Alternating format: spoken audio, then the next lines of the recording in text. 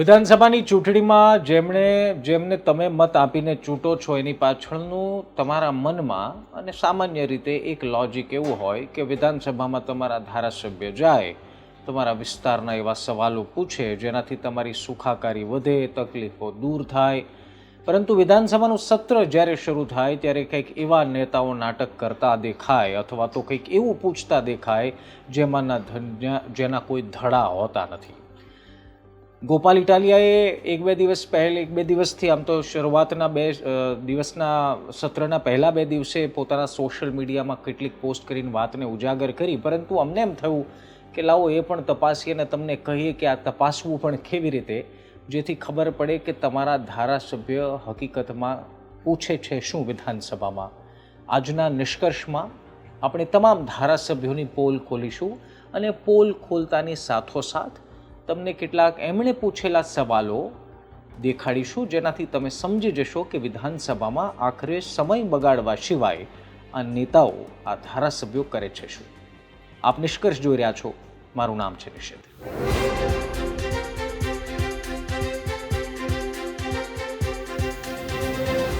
સૌથી પહેલા પ્રશ્નોત્તરી કાળ શું હોય છે, જ્યાં વિધાનસભામાં વિધાયક એટલે કે ધારાસભ્યો સવાલ પૂછે છે. 1 કલાકનો સમય હોય છે અને 1 કલાકના સમયમાં ધારાસભ્યોના સવાલ લેવામાં આવે છે. પરંતુ આ 1 કલાકના સમયને કેવી રીતે બગાડવો, કેવી રીતે વ્યર્થ કરવો, જનતાના પૈસાના ટેક્સથી ચાલતા આ સત્રનો કેવી રીતે ધુમાડો કરી નાખવો, એ આ નેતાઓ પાસેથી ક્લાસ લીધા જેવા છે. હવે હું તમને વેબસાઇટથી એ દેખાડવાનો પ્રયાસ કરું કે હકીકતમાં આ ધારાસભ્યો કેવા પ્રશ્ન પૂછીને આપણને ઉલ્લુ બનાવવાના પ્રયાસ કરે છે.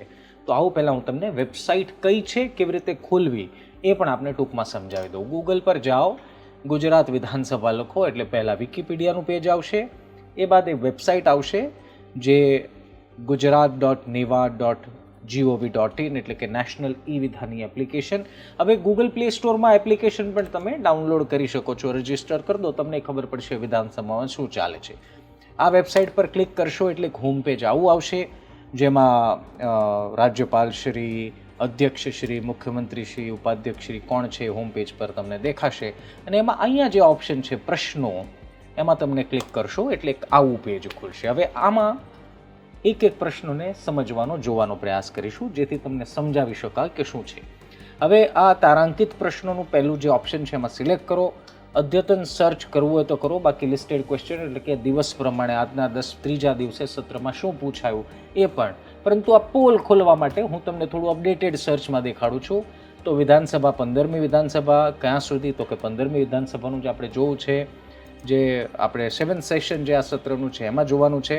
અને હવે આપણે વિભાગ વાઇઝ તમને હું દેખાડવાનો પ્રયાસ કરું કે આ ધારાસભ્યો પ્રશ્ન કેવા પૂછે છે ને કેવી રીતે વિધાનસભાની રાજનીતિ રમાય છે અને કેવી રીતે તમારા ટેક્સના, મારા ટેક્સના રૂપિયાથી ચાલતા આ સત્રમાં સમય બગાડવા સિવાય ઇલોજિકલ સવાલ કેવી રીતે પૂછવામાં આવે છે.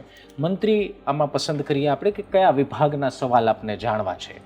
તો સૌથી પહેલાં આપણે એક કામ કરીએ કે કૃષિ વિભાગમાં કેવા સવાલો પૂછાણા એ આપણે જો સર્ચ કરો એટલે તમને લિસ્ટ આવશે અને આપણે આમાં તમામ પ્રશ્નોને સિલેક્ટ કરી લઈએ.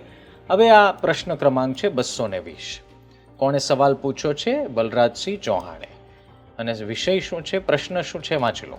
31/3/2025ની સ્થિતિએ છેલ્લા 2 વર્ષમાં ગાંધીનગર જિલ્લામાં સ્માર્ટફોન સહાય યોજના અંતર્ગત સહાય મેળવવા કેટલી અરજીઓ આવી છે? આ વાત છે ગાંધીનગર જિલ્લાની, બરોબર છે. એના પછીનો જ સવાલ સેમ ટુ સેમ જોઈ લો. વડોદરા જિલ્લામાં માટે આ સવાલ છે, કેતન સાહેબ ઇનામદારે પૂછ્યો છે. 31/3/2025ની સ્થિતિએ છેલ્લા 2 વર્ષમાં વડોદરા જિલ્લામાં સ્માર્ટફોન સહાય યોજના અંતર્ગત સહાય મેળવવા કેટલી અરજીઓ આવી? બરોબર છે. હવે આપને વધુ એક સેમ સવાલ દેખાડું. સુરેન્દ્રનગરથી પૂછ્યો, જો આપ જોજો, ગાંધીનગર, વડોદરા. હવે સુરેન્દ્રનગર કોણે પૂછ્યો છે? પરસોત્તમ પરમારે. કે 31/3/2025ની સ્થિતિએ છેલ્લા 2 વર્ષમાં સુરેન્દ્રનગર જિલ્લામાં સ્માર્ટફોન સહાય યોજના અંતર્ગત સહાય મેળવવા કેટલી અરજીઓ આવી? બરોબર છે. હવે ગાંધીનગરનો જ ફરી સવાલ, પરંતુ આ સવાલ તમને થોડો અલગ છે, પરંતુ અલગ તેમ છતાં સેમ સવાલ તમને દેખાડીશ. લક્ષ્મણજી ઠાકોરે પૂછ્યો છે કે 31/3/2025ની સ્થિતિએ છેલ્લા 2 વર્ષમાં ગાંધીનગર જિલ્લામાં ખાતેદાર ખેડૂત અકસ્માત વીમાની સહાય મેળવવા કેટલી અરજીઓ મળી? બરોબર છે. આ ક્યાંનો સવાલ છે? ગાંધીનગરનો. હવે સેમ સવાલ, જિલ્લો ફરી ગયો, આવી ગયો મહીસાગર જિલ્લો. પૂછી લીધો છે માનસી ચૌહાણે કે 31/3/2025ની સ્થિતિએ છેલ્લા 2 વર્ષમાં મહીસાગર જિલ્લામાં ખાતેદાર ખેડૂત અકસ્માત વીમાની સહાય મેળવવા કેટલી અરજીઓ મળી? હવે સેમ સવાલ તમને સુરતનો પણ દેખાડી દઉં. સુરત જિલ્લામાં 31/3/2025ની સ્થિતિએ છેલ્લા 2 વર્ષમાં સુરત જિલ્લામાં ખાતેદાર ખેડૂત અકસ્માત વીમાની સહાય મેળવવા કેટલી અરજીઓ કરી? હવે આપને કદાચ એમ લાગતું હશે કે ભાઈ કૃષિનો સવાલ છે તો સેમ હોઈ શકે, તો આપણે વિભાગ બદલીને જોઈ લઈએ કે કદાચ એવું બને કે કૃષિનો એકનો એક સવાલ હોય, બીજા વિભાગનો, આરોગ્ય વિભાગનો સવાલ કદાચ અલગ અલગ ધારાસભ્યોએ પૂછે. આવો તમને એ દેખાડું. હવે આપણે આમાં સિલેક્ટ કરી લઈએ આરોગ્ય અને પરિવાર કલ્યાણ અને તબીબી શિક્ષણ. બરોબર, આ સિલેક્ટ કર્યું અને આ સર્ચ કર્યું. હવે સવાલ જુઓ, ક્યાંથી પૂછ્યો છે? કચ્છ જિલ્લામાં. કોણે પૂછ્યો છે? વિરેન્દ્રસિંહ જાડેજાએ. 31/7/2025ની સ્થિતિએ છેલ્લા 2 વર્ષમાં કચ્છ જિલ્લામાં કેટલા અને કયા પ્રાથમિક આરોગ્ય કેન્દ્રો મંજૂર કરવામાં આવ્યા? બરોબર છે, ક્યાંનો છે? કચ્છ જિલ્લાનો. બીજો સવાલ કોણે પૂછ્યો? પ્રદ્યુમનસિંહ મહિપતસિંહ જાડેજા. ક્યાંનો ઈ પૂછ્યો? કચ્છ જિલ્લાનો. સેમ 31/7/2025ની સ્થિતિએ છેલ્લા 2 વર્ષમાં કચ્છ જિલ્લામાં કેટલા અને કયા પ્રાથમિક આરોગ્ય કેન્દ્રો, અને આમાં એડ શું કરી દીધું? પેટા આરોગ્ય કેન્દ્રો મંજૂર કરવામાં આવ્યા. આમાં શું હતું? પ્રાથમિક આરોગ્ય કેન્દ્રનો ખાલી પૂછ્યો તો બસ આખા સવાલમાં પ્રદ્યુમનસિંહ જાડેજાએ શું એડ કરી દીધું? પેટા આરોગ્ય કેન્દ્ર. એટલે સવાલ અલગ થઈ ગયો. ઓહો, કચ્છમાં એટલો મોટો સવાલ પૂછ્યો છે, જાણે આરટીઆઈમાં તો આનો જવાબ જ આ ધારાસભ્યને નહીં મળવાનો હોય. અને કચ્છ જિલ્લાના લોકોની આરોગ્યની કેટલી ચિંતા છે, બોલો. હવે તમને હજી એકનો એક સવાલ તમને બીજો દેખાડો. ક્યાંનો છે? અરવલ્લી જિલ્લામાં. કોણે પૂછ્યો? પીસી બરંડાએ. 31/7/2025ની સ્થિતિએ છેલ્લા 2 વર્ષમાં અરવલ્લી જિલ્લામાં કેટલા અને કયા પ્રાથમિક આરોગ્ય કેન્દ્રો મંજૂર કરવામાં આવ્યા? સેમ સવાલ ગીર સોમનાથથી. કેટલા આરોગ્ય કેન્દ્રો મંજૂર કરવામાં આવ્યા? તમને ફરી દેખાડું. સેમ સવાલ છોટાઉદેપુરથી રાજેન્દ્રસિંહ રાઠવાનો. કેટલા આરોગ્ય કેન્દ્રો મંજૂર કરવામાં આવ્યા? હજી એકને એક દેખાડું. પંચમહાલ જિલ્લા પ્રાથમિક આરોગ્ય કેન્દ્રો કેટલા મંજૂર કરવામાં આવ્યા? કનૈયાલાલ કિશોરીનો સવાલ. હજી સેમ ટુ સેમ સવાલ દેખાડું. ખેડાથી છેલ્લા 2 વર્ષમાં કયા પ્રાથમિક આરોગ્ય કેન્દ્રો મંજૂર કરવામાં આવ્યા? કહેવાનો મતલબ મિત્રો શું છે? આ ધારાસભ્યો કદાચ એવું માની લે છે કે એકના એક સવાલ પૂછી સમય વેડફી દેવાથી, પ્રશ્નકાળના જે પ્રશ્નોત્તરીકાળનો 1 કલાકનો સમય વેડફી નાખીએ તો કદાચ વિરોધ પક્ષના કોઈ નેતા મુદ્દાસર સવાલ પૂછે તો એનો જવાબ આપવા માટે સરકારને કચવાટ ન થાય. આ તો મેં તમને 1-2 દેખાડ્યું. બાકી તો આ તો એવા હતા કે જે મેં 3-4 જોયેલા છે. વહીવટી સુધારણા અને તાલીમ, આપણે એના પણ સવાલ જોઈ લઈએ કે શું એકના એક સવાલ છે. આવો, વડોદરા જિલ્લામાં શહેરી વિસ્તારમાં સેવા સેતુ કાર્યક્રમનો વિષય છે. કેયુર રોકડિયાએ સવાલ પૂછ્યો. સવાલ છે 31/7/2025ની સ્થિતિએ વડોદરા જિલ્લામાં સેવા સેતુ કાર્યક્રમ હેઠળ શહેરી વિસ્તારમાં કેટલા કાર્યક્રમો યોજવામાં આવ્યા? ક્યાંથી હતો સવાલ? વડોદરાથી. હવે ક્યાંથી સવાલ છે? આ દેખાય છે સુરતથી. કોણે પૂછ્યો? સંદીપભાઈ દેસાઈએ. શું સવાલ છે? સેમ સવાલ વાંચી લો. શહેરી વિસ્તારમાં કેટલા કાર્યક્રમો યોજવામાં આવ્યા?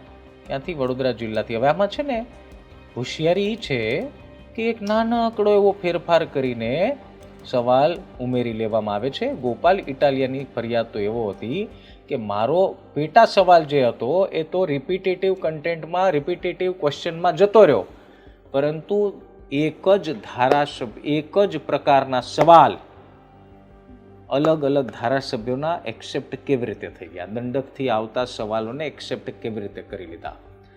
આ મૂર્ખ બનાવવાની, ઉલ્લુ બનાવવાની સ્કીમ નથી તો શું છે? આ ઉલ્લુ બનાવી રાજનીતિ કરી સમય વેડફવાની સ્કીમ નથી તો શું છે? અને અંતમાં નુકસાની કોને છે? નુકસાની તમને ને મને છે. નુકસાની એ છે કે તમારા વિસ્તારના જે ધારાસભ્યો છે જેને મૂળ પ્રશ્નો ઉઠાવવાના છે એ તો એ ઉઠાવશે જ નહીં. એવા સવાલો પૂછ્યા છે જેની માહિતી એક ધારાસભ્ય આસાનીથી મેળવી શકે અને કેટલા આરોગ્ય કેન્દ્રો ખુલ્યા છે, આવા મહાન સવાલ તો એક નાનો એવો માણસ, તમારી મારી જેવો સામાન્ય માણસ પણ આરટીઆઈ કરીને મેળવી શકે. વિધાનસભામાં કેવા પ્રશ્નો ઉઠાવવા જોઈએ જે પબ્લિકને અસર કરતા, કેવા સવાલ ઉઠાવવા જોઈએ જેનો તાળો મળતો ન હોય, કેવા સવાલ ઉઠાવવા જોઈએ જ્યાં જનતા હેરાન પરેશાન થતી હોય અને મંત્રી પાસેથી એ જવાબ મેળવીને જનતાને આશ્વાસન આપવાનું હોય કે વિધાનસભામાં તમે મને મોકલ્યો છે તો ચિંતા કરતા નહીં, હું સવાલના જવાબ કઢવીને રહીશ.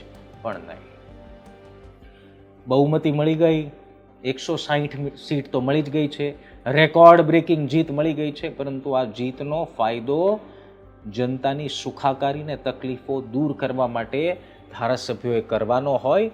પરંતુ આ પ્રશ્નોત્તરી કાળમાં કેવા સવાલો પૂછીને તમને અને મૂર્ખ સમજે છે આ નેતાઓ, એનું મેં તમને તાજું ઉદાહરણ આપ્યું. બીજી વખત યાદ રાખજો, મેં તમને એપ્લિકેશન પણ કહી દીધી છે, વેબસાઇટ પણ કહી દીધી છે. જ્યારે વિધાનસભાનું સત્ર હોય ત્યારે આવા સવાલો જોઈ પોતાના ધારાસભ્યને સવાલ પૂછજો. અને બીજું, સત્ર પહેલાં ધારાસભ્યને તમારા સવાલો પણ મોકલજો કે વિધાનસભામાં જાઓ ત્યારે આટલું પૂછજો કે કેટલું વેતન આરોગ્ય કર્મીઓને આપ્યું, કેટલી જગ્યાઓ ખાલી છે, આરોગ્ય કેન્દ્રમાં, સરકારી હોસ્પિટલમાં કેટલા મશીનની ઘટ છે. આવા સવાલો પૂછવાને બદલે કેટલા કાર્યરત છે, કેટલા આરોગ્ય કેન્દ્રો ખુલ્યા, નક્કી કરેલા સ્ક્રિપ્ટેડ સવાલો હોય એવા આરોપ ત્યારે જ લાગે જ્યારે એક સરખા સવાલો લિસ્ટમાં દેખાય. તમારું શું માનવું છે એ કમેન્ટમાં લખવાનું ભૂલતા નહીં. અને આવી જ રીતે પ્રશ્નોત્તરી કાળનો જે બહુ સ્માર્ટલી ઉપયોગ કરવાનો પ્રયાસ કરે છે એની પોલ ખોલતા રહીશું. આવતીકાલે ફરી મળીશું એક નવા વિડીયો સાથે. ધ્યાન રાખો, મજા કરો, સવાલ પૂછતા. બાપા સીતારામ.